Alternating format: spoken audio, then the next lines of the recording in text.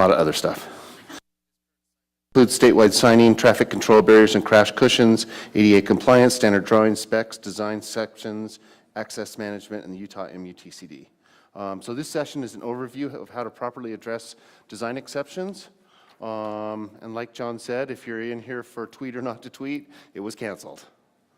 So I've got that going. So what is a design exception? This is Federal Highway's definition of a design exception. This is one of the few slides I'm going to read. A design exception is a documented decision to design a highway element or segment of highway to design criteria that do not meet minimum values or ranges established for that highway or project. So basically what it's saying is, if you're not meeting one of the 13 critical elements, then what you need to do is have a documented process that shows why you're not going to meet it and how it's not going to adversely affect safety. There are two basic definitions that go along with this. One is nominal safety, and essentially nominal safety is talking about the 13 critical elements. What it's saying is that you're going to meet those 13 critical elements, and if you don't, then you're going to have a definition that's going to be needed by a design exception. So in essence, you're looking at specific design features and what minimum values that you need to meet for those. The other basic definition is substantive safety, and that's defined as the actual long-term or expected safety performances of your features. So we typically use OSRs to look at these, and we're looking at crash frequency, crash severity, and what crash types there are. So those are submitted to Central processes them, and then those are available for projects. Design exception authority. So 23 CFR 625 is the basic design standards for highways, and what those say is that we can have exceptions that are made for experimental features on projects or for projects where conditions warrant that exceptions be made. So UDOT has the authority based on our stewardship agreement with Federal Highways, and essentially what it allows us to do is process all of our design exceptions, which is a huge deal because if we had to give every one of them over to Federal Highways, it would probably take a long time for them to come back because they don't have the resources to do it all. So that's the authority that we have for design exceptions. So when's the best time to submit a design exception? And the easy answer is as early as you possibly can. You know, even in the environmental phase is a good time. And the basic reason isn't to have it signed, but just so that you can get comment back and not get it kind of hung up in the process when you're at PS&E and trying to get something to advertising. So the best time to submit it is the earliest. The worst time to submit it is at PS&E because typically what happens is it's got 3 signatures on it, it comes to John and me, we sit down and talk about it for a while, and then if there's a problem and it has to go back, it turns into a panic for everyone. The form has to be reprogrammed and it turns into a mess. So the earlier you can get it to us, the better. So here's an overview of UDOT's design process, and this is just the routing form, basically. So project team gets together, lead design, PM, everyone else, and decides what one or more of the 13 critical elements is not going to meet standards. And at that point in time, again, depending on the phase of the project, the best thing to do is have the form completed and not signed. But the next step in that is that it's signed by the project manager, lead design, and the region pre-construction engineer. And once that signature process takes place, it comes to Central. There's an email to John and me that says, usually from the pre-construction engineer, saying that there's a design exception and would we take a look at it and see if it's going to meet. John and I get together, talk about it, figure out if there's anything that needs to be done differently. There's some spots that haven't been filled out, and then John will sign it, I sign it, and then on certain projects, at the beginning of the year, Federal Highways designates some projects as, do you remember the term on that, John? It's critical or something, and if one of those projects has a design exception, then Federal Highways signs off on it too. The benefits for design exceptions submitted early in the project. OSR Purple Book safety checklists. Identify any substandard design elements, and then coordinate with the region pre-construction engineer. In essence, the region pre-construction engineer is going to have to sign off on it also, but that's the coordination that kind of gets things started. And then typically what the best case scenario is then to send it without signatures to John and me. We take a look at it, give you any comments back, and then that way when you get the comments back, you don't have to reprogram the form and go through all the hassle of taking the signatures off and putting them back on. If modifications are necessary, those changes are made, then it comes back with the signatures to John and me. We go through that same basic routine, and then we'll sign it, and I send out an email just saying that it's basically been signed, it's back in ProjectWise, and it's there for the record. Early coordination definitely reduces that risk. We do get, not a lot, but some between PS&E and advertising. Sometimes it's because we've missed an email, and sometimes it's because it's late in the process, but that does make it a little bit sticky to get your projects in on time. So, exceptions, waivers, and deviations. What's the difference between those? Exceptions are specific to the 13 critical elements, and that's what the form will be programmed is for doing either a design exception or a design waiver. A waiver is something that is not necessarily a critical element, but it's still a design element that may be a standard or something that we're designing that's not one of the 13 critical elements. Exceptions and waivers are not required on Purple Books unless we're changing the design. Otherwise, theoretically, what happened was there was a design exception that was already processed on that specific route for that. Deviations are any change that does one of these following. It either entirely or partially modifies or deletes a standard or a supplemental spec. It modifies or deletes a standard drawing, modifies or deletes an internal design process, adds project scope related special provision. Exceptions and waivers require 5 signatures and deviations require 3. So if you're going through the design exception and design waiver process, it's going to go designer, PM, region pre-construction engineer, John, and then myself. If it's a deviation, it's PM, designer, and region pre-construction engineer. So now we're going to try and do a transfer here.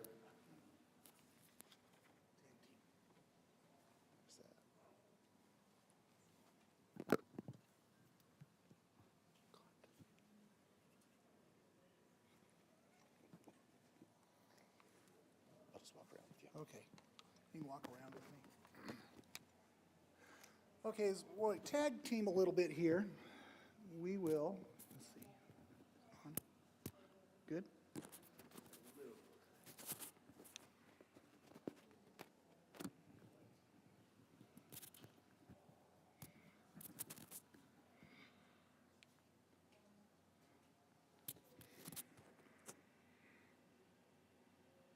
And try it. Good enough? Can you hear? Okay.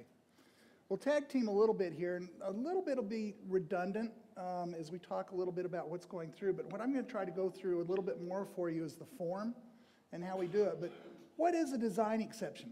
Well, basically, it's a deviation from what we normally do. And so as we do that, we look at it in what specific instance? Where does something not apply? Where does something become contrary to what the objectives are of the project? And so when we want to deviate from those design criteria, then we need a waiver, we need a design exception, possibly a deviation. So the bottom line, though, is it has to be supported by engineering judgment. It has to be supported by an analysis. It has to be supported by a justification. You can't, and occasionally we'll get things that say, the design team feels that we should do this. Or it was kind of a consensus that we thought that maybe we shouldn't address this. Those type of things are not valid reasons to do a design exception. But a geometric constraint, a physical constraint, a archaeological constraint, existing topography, existing profiles, those are hard things that you can quantify and you can look at and you can say, okay, this is the reason that we can't do that. So it may be appropriate and cost effective to deviate from those design guidelines that we have out there. But you got to, again, properly analyze it.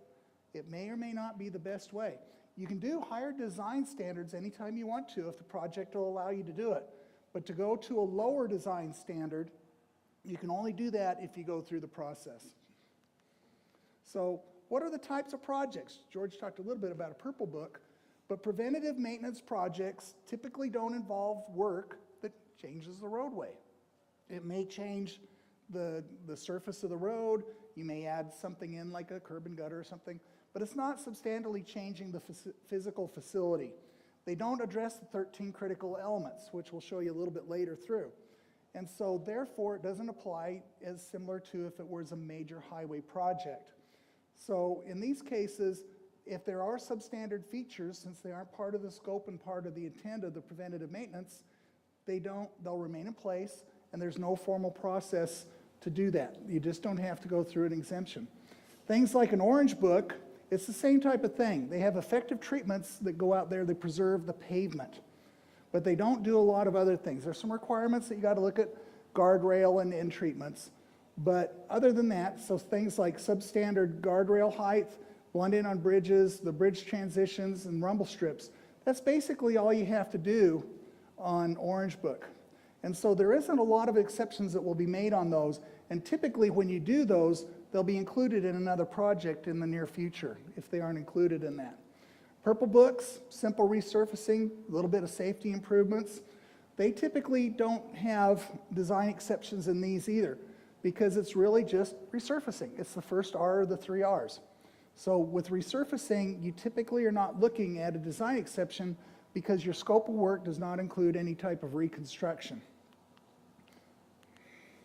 So the definitions, this is right out of our manual of instruction, says a design exception is a process used when unusual conditions warrant the use of a standard lower than what our normally approved standards are. A design waiver is when you're looking at something that does not apply to the 13 critical elements, but there are other elements that are not being met by how we normally do things. That will require a design waiver. And then a deviation, as George said, it's basically where it is cost effective to deviate from what we're doing out there, from our normal design criteria. But cost is not the only reason. Cost may be a reason sometimes, but typically it is not the only reason. You have to support things by an engineering analysis and justification. That's what this paperwork trail is. It includes the amount in there for costs, but just because something will cost you a little bit more does not mean that we can't necessarily do it. And so then, as George talked about, the emails come up, they're all reviewed on a case-by-case basis. We go through them, we evaluate them, we compare them to maybe crash history, we look at the OSR, we look at other things that are happening, look at adjacent section geometries.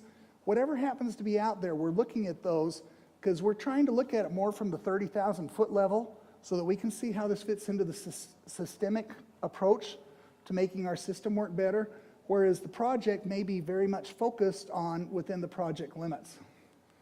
So when do you request a design exception? Well, if you do not restore a minimum cross slope, if you're going out and rebuilding something, you got to do it because it says that we have a minimum, I believe, of 3% is acceptable. Anything past that, or a maximum of 3%, anything past that, you need a design exception. Another example is if the freeway, if the structure does not provide us adequate clearance, you have to get a design exception. Part of that is so that we know which roads are good and which ones are not when we're rerouting high loads. I mean, this is all important. And if it gets too low, it goes over to FHWA for them to review as well. And then another example just says a concrete waterway. We don't use concrete waterways in UDOT. We use open ditches, we use other things, but we do not use open ditches or concrete waterways. If you want to use one, you have to get a design exception. Those are just examples of many that are out there. So once the decision has been made that you have to do a design exception, you pull up the form. Form's available right off the internet. You can link into it. Probably a lot of people have it on their desktop as well. But the big thing is, and George has hit this, is we need to fill in the blanks. It is amazing how many times they'll have it here and they might put a project number, but they won't put a pin. Or they'll put this in, and since it'll say, you know, I-215, I'll pick on Megan, 47th to 201, that says where it's at. And then they'll say, well, we don't have to put in the location. Or they won't put in the concept of what it is. Little things like this, and George will talk about this later, is what we get bounced on as a department for not doing what we say we're supposed to do. So when you do this, make sure, whatever it happens to be, that you put in, you know, it's a design exception. Project number, PIN number, location, and the concept. Then as you continue down on it, there's information about the roadway itself, what the functional class is, the pavement type, the current year ADT and trucks. And then a lot of times this is where people fall down a little bit. You don't necessarily have to fill in both the projected. If you only have the 20-year data or the 10-year data for your life of your project, it's okay in this case these can actually be left blank as long as all three of them are blank. But if you come in and put 20 years here and leave that blank and leave that blank, we're going to bounce it back to you. You're going to have to re-sign it. And the same thing applies is you want to make sure that these are reasonable numbers. If you just put the same number there for 20 years, you know, as in no growth, we know that's not going to happen. And so again, that's a flag for us that maybe something wasn't paid attention to. You need to fill in the percentage of trucks. Always, as long as there's something on this line, all three of these boxes will be filled in. But like I say, you don't necessarily have to fill in the third box, but if you fill any part of it in, you need to do the whole thing. Again, the terrain, it's a drop down, posted speed, design speed, project life, and what your design vehicle is. So this gives us the information in the background as to what the facility is like so that we can help to evaluate that. Then further on this, so for example, we'll send back, this is just a copy of an email, it just says specifically on the first page, the percentage of trucks for the 10-year projection is blank. This needs to be filled in since the ADT for this line has been filled in. That was a reason that we sent a design exception back to the region, and they had to go through and do the whole signature process again. So it doesn't sound like much, but that is a very time-consuming activity. So if it had been done right at the beginning, we wouldn't have had to worry about that. Then we get down towards the bottom. It has the number of lanes for the geometry, the pavement width, the shoulder width, clear zone, right-of-way, shoulder type, and then the accident history is documented in the OSR. Now the OSR could also be a letter that says an OSR was not necessary, and then in that point you would put like NA in the box where that's directly under this, and then in your remarks you would say a letter to file has been substituted in place of the OSR. But you need to have that in there as part of your work for this. Right through here. So you could put NA here, NA, because it's not applicable, and then in your remark, you just say a letter has been in lieu of it. If you don't have the OSR, track it down. If you haven't gotten a waiver letter, like a waiver letter, track it down, call us. We can provide those things for you, but it's part of the documentation that needs to be there for these. Second page, this is the one that is probably missed more by anybody when they're doing these, is you have the adjoining section geometry, that can be, you know, the shoulder widths, the lane style, those type of things. The program future improvements, could be there's something on a STIP, it could be as simple as none, but don't leave the item blank. But where this becomes very important in both of these, and we'll talk about it a little bit, is in the practical aspect of the design. So as we look at this, we have the cost data. So project is proposed, what it will cost to do the 13 critical elements, what it will also cost to attain the other standards, such as the waivers, and then what would be the savings using practical design. And then if necessary, you can attach the estimate, and then this doesn't have to necessarily have any comments, but you can comment in there as to what and why you did what you did. Now, practical design is probably one of the more interesting aspects of these. We typically see the cost will be proposed, and then say it's a 10 million project, it costs $4 million to attain the 13 critical elements, and you'll almost always see $4 million down there for practical design. That is not the case. Practical design is a concept that we can improve the project and meet the goals of the project by possibly doing something in a different way. If it's not in the original scope of the project and you don't have money to do it, and you put up a design exception not to do it, that is not practical design. That was never in your scope. You aren't saving the project any money because you never budgeted for it. In fact, you may be decreasing the value of safety in the project by not doing those things. So practical design basically is you have the project objective. That's what you're trying to do with the project. What are you trying to make with it? Are you trying to match existing sections? Are you just putting in a passing lane, brand new reconstruction? That's the level of improvement that you're trying to look for. And so as you look at that, maybe the existing standards are not the way to go.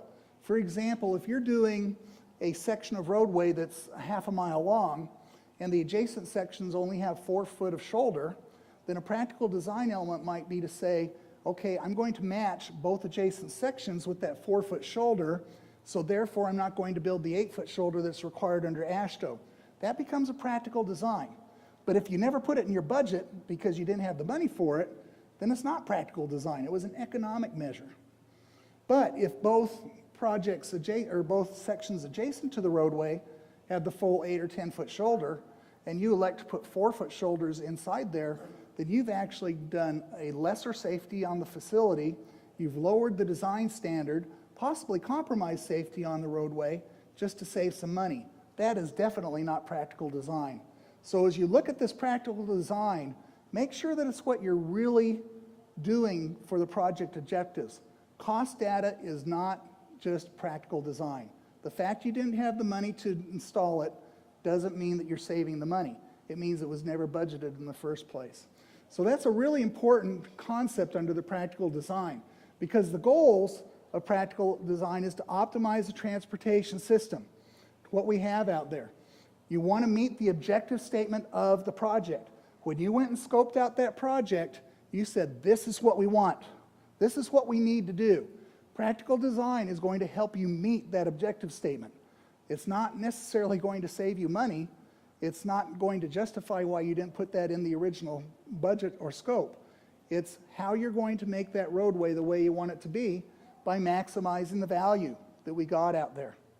So practical design is one of the more misunderstood things that we do out there, because you got to realize you got to have a clear objective statement. You got to realize that everything should be clear. You should know what you want to do out there. Have the team focus on improving the system as a whole. In other words, how does this integrate with the adjacent sections or the roadway itself? Is this where we need to go with this roadway in the future? Those are justifiable reasons as the project team focuses on these goals to request design exceptions and or consider this as a practical design.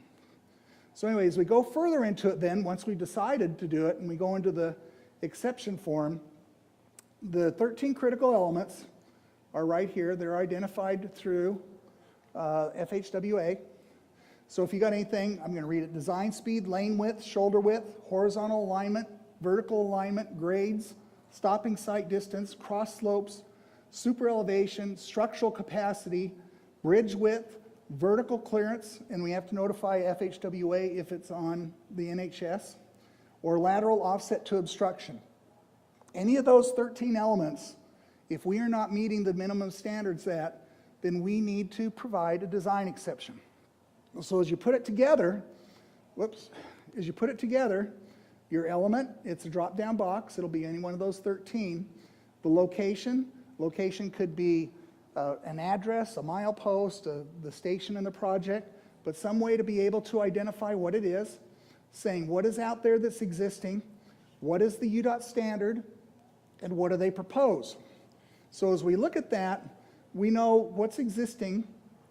In a sense, we really don't care what's existing, because the design exception is to the elements that need to be done to design this project. It doesn't care if this project had been originally done in 1950 and it met or 1960 and it met the 1954 AASHTO book. If it did that, that's fine. We can defend that in court. But if we're designing it today, it's got to meet the 2011 Green Book. It does not have a choice to go to the lower standard. So the existing is really more of a point of reference. The standard is what we're supposed to do, proposed is what we're trying to do.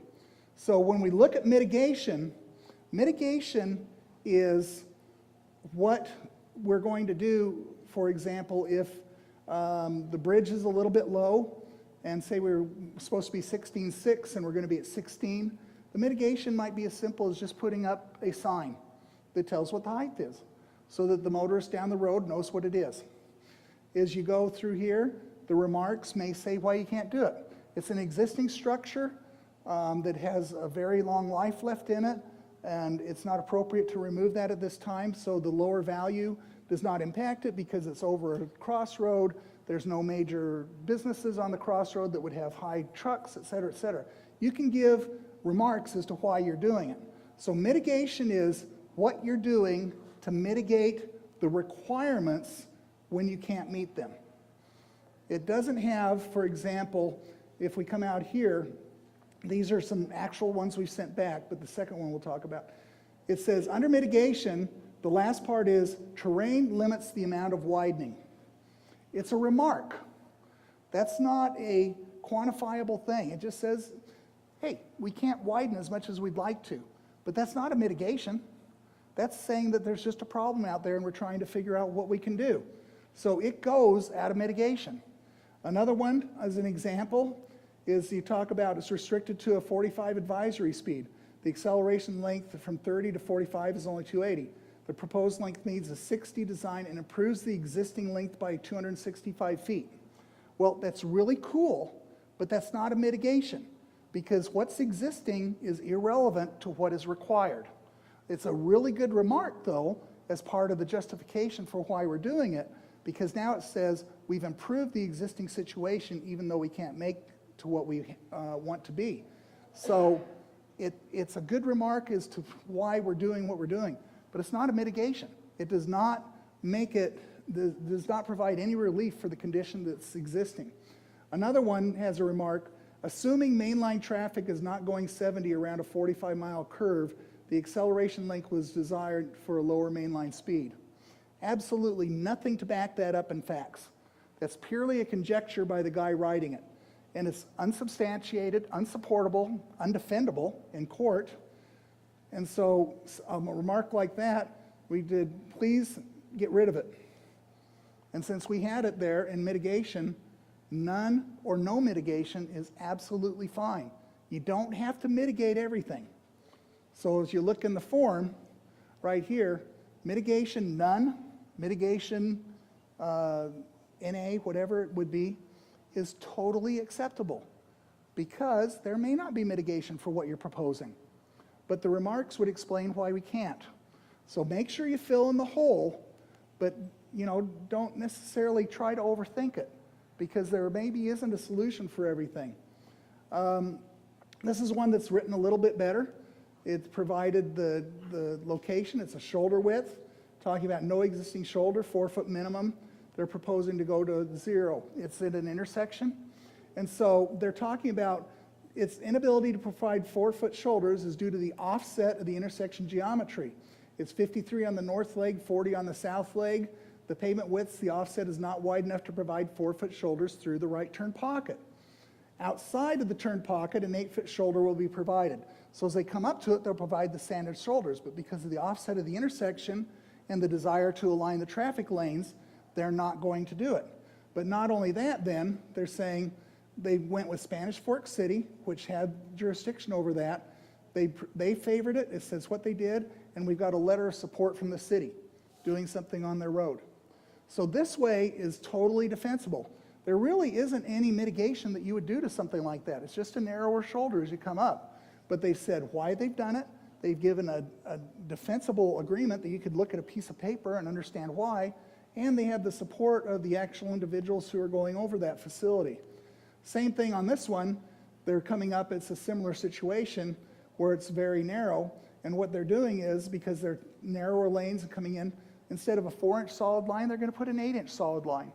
That is an acceptable mitigation. It's a clear zone mitigation as well, because you're providing additional notification to the motorist of a situation that's out there.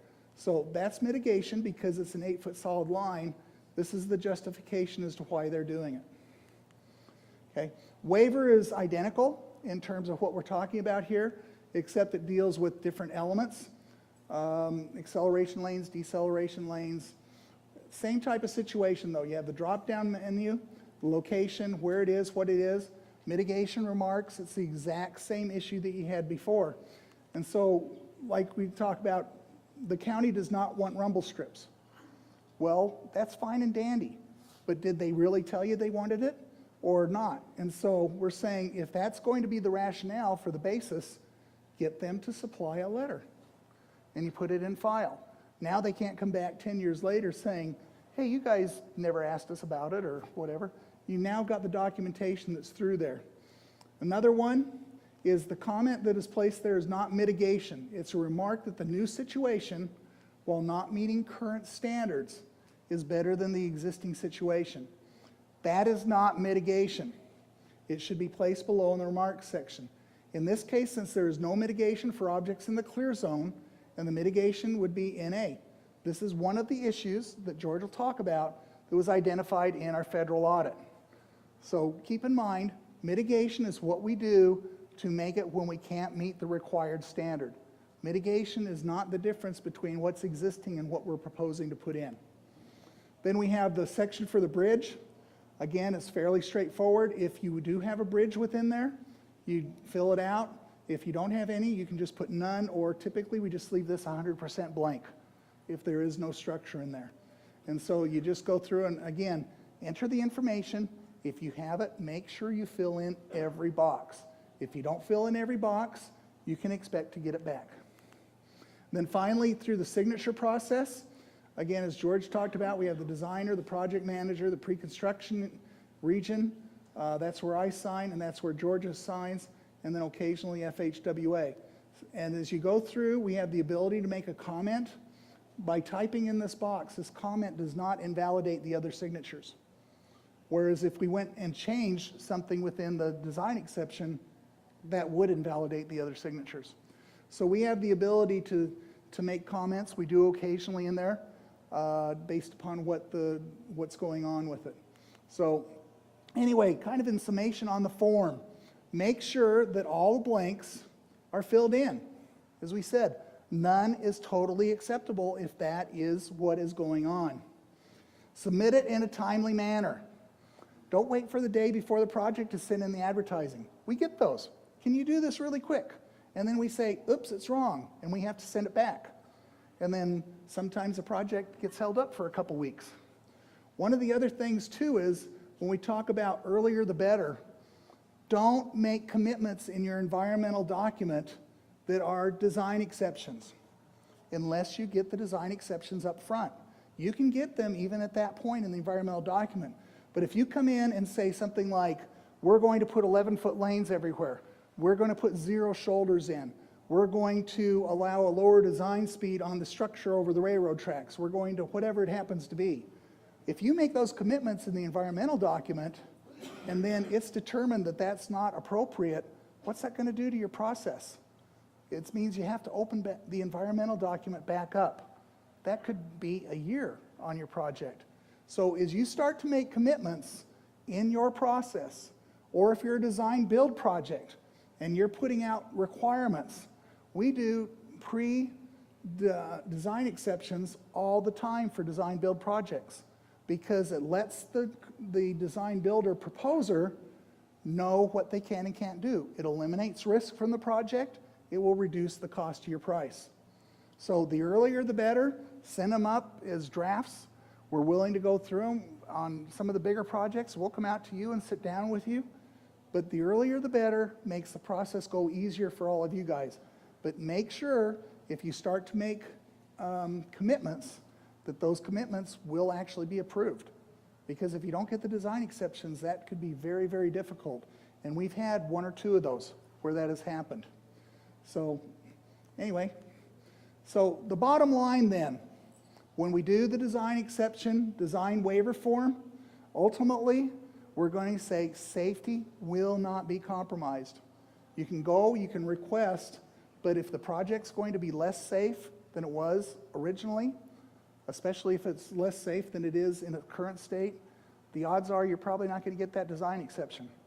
So consider that through. And now I'll flip it back over. George is going to talk about the audit here.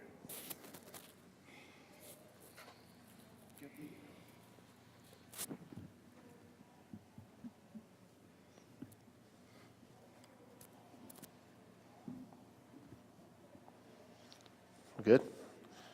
Okay. So, federal audit. This is about 2 or 3 years ago. Federal Highways went through and looked at our design exception process.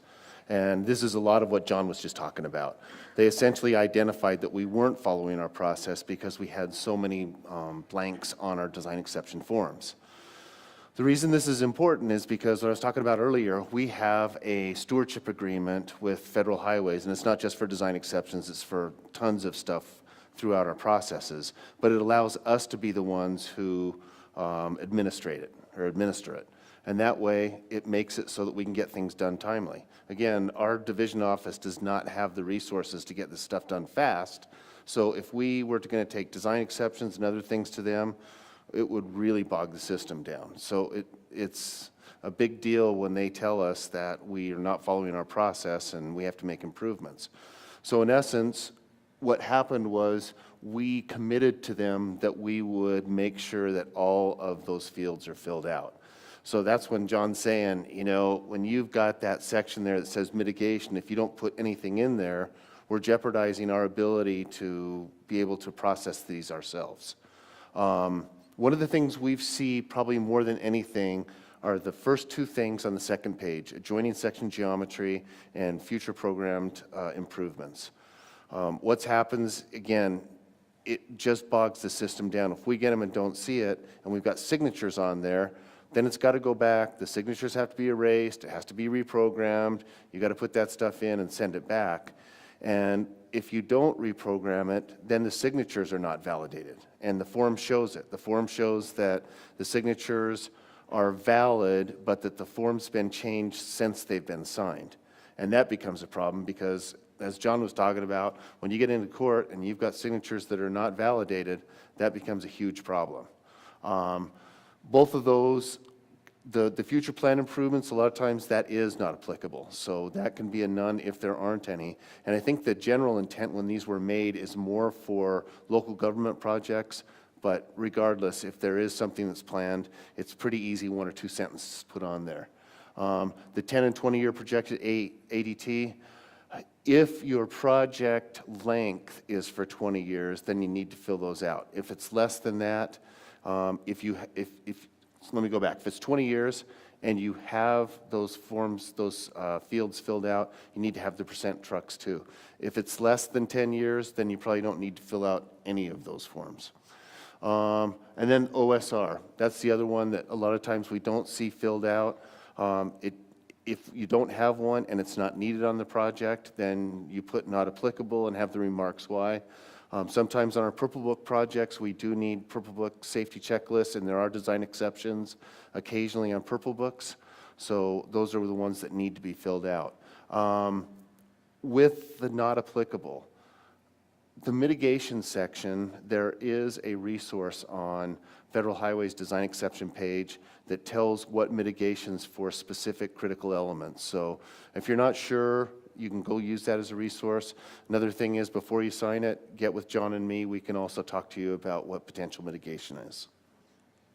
I think this was about 2 years ago when this started, but University of Utah did, I think it was Robert Hull at the time, commissioned a study to see if our design exception process was doing what we expected, and that is not compromising safety. So R.J. Porter and a group of his students came, and they chose, I think it was 63 projects, and those 63 projects, I think there was something like 10 or 15 that were bridge or intersections, and they took those out. Ended up being about 48 projects where they looked at design exceptions. They came to look at as-built, they looked at design, and they essentially took another part of that route that was built to standard and looked to see if there was a compromise in safety. The results were such that they could not see any issue between where the design exception was and where it was built to standard. So it basically validated that our process is working the way that we thought it was going to work. The study was one that it's not going to be perfect anywhere. They had probably 80% of them were shoulder width, and the rest of them were kind of distributed evenly throughout the other critical elements. But in essence, the study basically concluded that what we're doing is working. So with that, I think that's the end of our presentation. Any questions? Yeah. I can't believe how many times I've had local government. Will you turn this off? Can you guys hear us okay in the back? Okay. Can you speak to local government? Because I've had tons of local government, county and city officials go, well, it's our road, why do you have to dictate it? So that's a really good question, and I think we'll probably kind of tag team on this, but in essence, with the local government, this goes back to stewardship. We're kind of in that role where we are saying for the locals to get the money, that they have to follow our process. So while they may not want to, we're now the ones that are on the hook for that, because now we're reporting to Federal Highways that they've done it and can receive the funds based on following our process. The exceptions are that if the local is willing to take responsibility for it, then they can send a letter in and say, hey, we're going to take responsibility for this section of road. So while they may own the road, they're getting funding from the federal government. So they have to follow the rules that are given down by the feds. I think the best case scenario is either you need to let them know that there's a process to be followed, and if they're not on board with that, send them to John and me, because we can explain that to them for sure.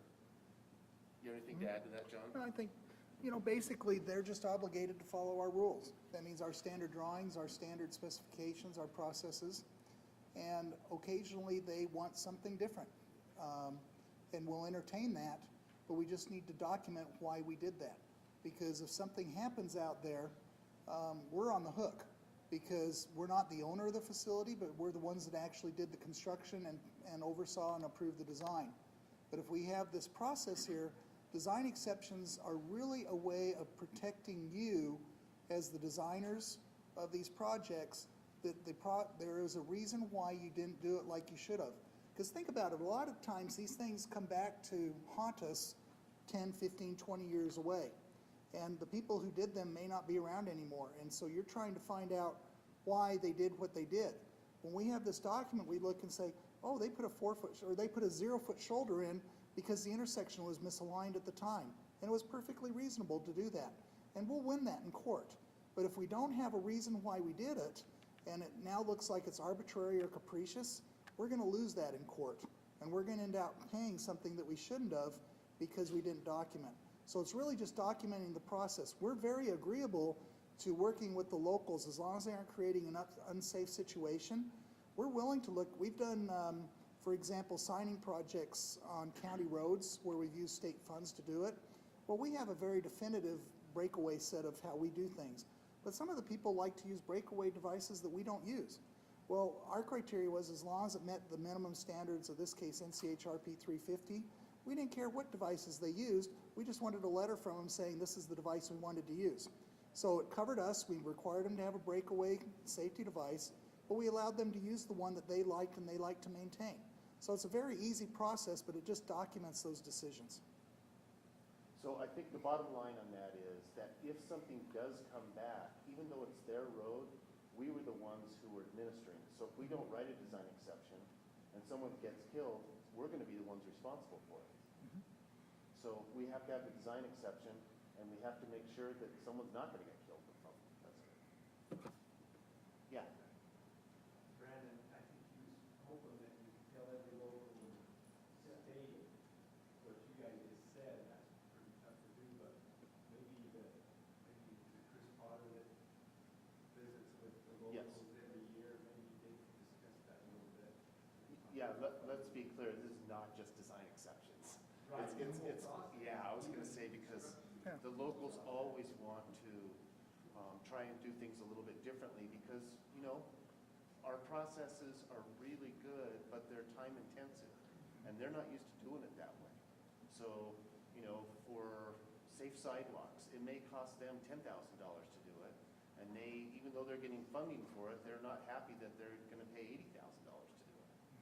They just need to be educated what strings are attached to it. Right, so, you know, there's actually something that's happened in about the last 6 months where instead of federal money going directly to the locals, there's been kind of an agreement with the Joint Highway Committee where what we would do is we would swap out projects. So we would take the government, the federal government funding, and we would give state funding to them at a reduced cost for what we would have to do to administrate it. So that may also be something that's going to be a little bit helpful as well. Uh-huh. If you have a numerical cell, but it's not applicable, what would be like this to put in there? Like, give me an example. The estimate, I'm covering design waivers, there's that one section with the cost. What would we put in that cell? I think we'll come back and talk, we've talked a little bit about this, and Megan brought this up too, is some of them like the ADTs and the truck percentages and those are numeric cells only, and we need to reformat those so they'll accept ASCII characters. And I think that will solve the problem that you're talking about and the others are talking about. We've had that brought up before because we told them to put none, and they can't put none in. Right. And so it becomes very difficult. So I think part of that is let us know which fields. And I can pretty safely say probably John and I are not going to be the ones that reprogram it, but we might be able to find someone that can. Yes, that's right. We can tell somebody to. Yeah, I think that just recently, and you know, I usually have, I don't know if Dave's in here, but Dave Alger on Region 1, he's done a lot of those. I'll send it to him. I think that there was something on the adjoining section geometry that duplicated it, even though sometimes it shouldn't be. And I think Bill Shat was the one that kind of sent it to us. Yeah, and he changed it for us. And same thing, if you find something like that, just let us know and we'll do our best to get it changed. Would you expect to process these design exception and waiver forms on the orange or purple book project that remove and or install new barrier elements, like guardrail and treatments? Depends, do you need the design exception for the, only if you need a design exception for it. Right. Because if you're replacing and put them in and you take into account length of need and you put them in correctly, you won't need a design exception. So it's a really good point, because what happened was orange and purple books used to be pavement only, period. And I think in the last 2 years, what's happened is the regions have been given the latitude, I think it's 10% or something like that. 2% per project or 2% of the program? Okay, but yeah, so that can happen. And if it's not, if it's going to change anything, since it was pavement before, if it's going to change anything that's design oriented, then yes, you have to. Even if you're pulling out old rails that have, say you had your barrier offset, put a substandard shoulder, putting new rail back at the same lateral offset? And we see that a lot. They'll just do a design exception for it because, I mean, maybe it's up Logan Canyon and you got a river there and you can't widen out into it or anything like that. So that's, you know, and in your remarks, you're improving the situation by adding in barrier that now can't be traversed. But unfortunately, you know, we see zero shoulder, you know, it'll be a 2-foot offset. All you'll have is your barrier offset. So it's not unusual on those type of projects. But if we document it, then we know it's there. And it's just a matter of documenting it. Okay. Anybody? Go ahead. If you have a project that's orange, purple, but again, you have a design deviation for it that you want to document, do you also have to fill out the PUC, even though it's not an exception or a waiver?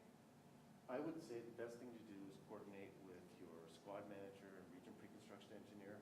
We've talked about that kind of at the region pre-construction engineer level, and they're kind of done differently in different regions.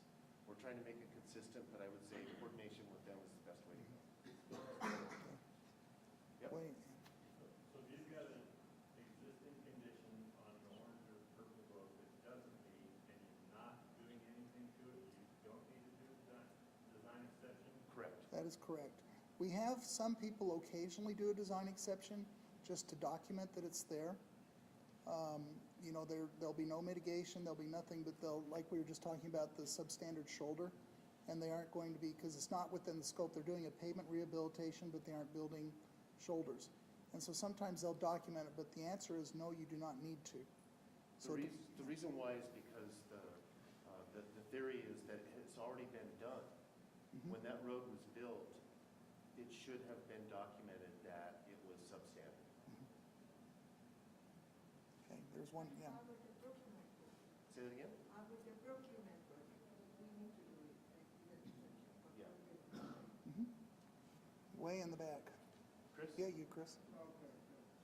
So, you said any deviation from standards and specifications, which we do a lot of specials, lots of minor changes, you know. I don't think I've ever documented a specification that I did a special for in 10 years. Which kind of a special, a region special or a department special? It's just project special. That's, I guess, project specifically. Right. I don't know on the project specific, on the department, I think you're supposed to. I have seen them in the PDC where they've documented, they'll do the deviations and they'll list each one for each of the special provisions. Because you are making a change there, and then you just document why you do it. Sometimes it's just sometimes just nuisance paperwork, because it's not a lot of it. But again, ultimately what it is to protect the department and to protect you as the designer as to, it was a decision made upon engineering analysis, engineering qualitative and quantitative work. It just wasn't oh, I think we'll do this. And so it's a protection for everybody that's involved in the project. Yeah, typically they're, you know, in this specific case, we want them to build it this way. To know that Right. they're gonna run into that issue. So Yeah. we give it to them, you know. Yeah. And I just have never done that. And, Okay. you know, and if you read it, and I've read it before, it's a specification. Yeah. Really do that. Yeah. We have 2 minutes left. Is there any other questions? Or? Brandon, did you have one too? Well, I was speaking through the same topics as these folks, because in Region 4, Monty has required us to do a PDC for every design, new design. So like if we're building a new condo site, we're required to do a PDC. So I was just speaking to the same. Yeah, and I think the reason Monty's doing that is because in the future, if something goes wrong, you've got the documentation. It's just a safe way to go about it. It's kind of a pain in the butt in construction, but it can help out in the future. I have a comment. The department's doing the design exceptions and waivers on the same things over and over again, every time a project goes through. Why aren't you guys putting it in the GIS and making it so that you're basically not doing the same paperwork over and over again? Okay, so that's kind of the theory of what we're trying not to do. What I mean is, after we do a project, then it is kind of more to preservation and rehabilitation, so we shouldn't have to do it again. We do find that we'll get, like John was saying, some projects in Orangeville will do it, and it's just to make sure we have that documentation. I think it's a great idea, because if we go back 10 years, it may be more difficult to find that information, but if we've got it on GIS, that makes it much easier. Well, I'm thinking like the hard features, like a right of way that you can't change. It's got a perpetual effect on the roadway at that point. You're gonna do a design exception on it every time a project goes through there. Unless you're gonna pour a bunch of money at it and move the road. Right. But that may be what they do in the next project. We don't know that. It might. And so we've got those physical constraints and we're just documenting it. As a sidebar, but along the same lines, is that if we are doing something again and again and again systemically, then that's when we start to look at doing things to the standard drawings. A good example is Region 4. We were consistently not putting in rumble strips the way that they had been set up about 10 years ago because it physically wasn't working. And so ultimately what we did is we ended up changing the standard drawings because that was better for the systemic application of the entire UDOT system. So if we're seeing the same thing over and over and over again, then we start to look at seeing maybe we aren't doing our business correctly. And that's a way that we can alter our business. And right now, we're getting ready to do the 2016 book for standard drawings and standard specifications. And if you guys are seeing things like that time and time again, send us an email, because we are working on those for about the next 7 or 8 months. And now's your opportunity to speak now or forever hold your peace on that stuff, And John just handed me, it's 2017. whatever it happens to be. A year and a half away. But we have to have everything completely done by October of next year, so we actually have less than a year to make all the changes to the standards and/or specifications. Okay, any other questions? Well, thanks, guys, we Thank you very much. appreciate it. Don't forget to sign our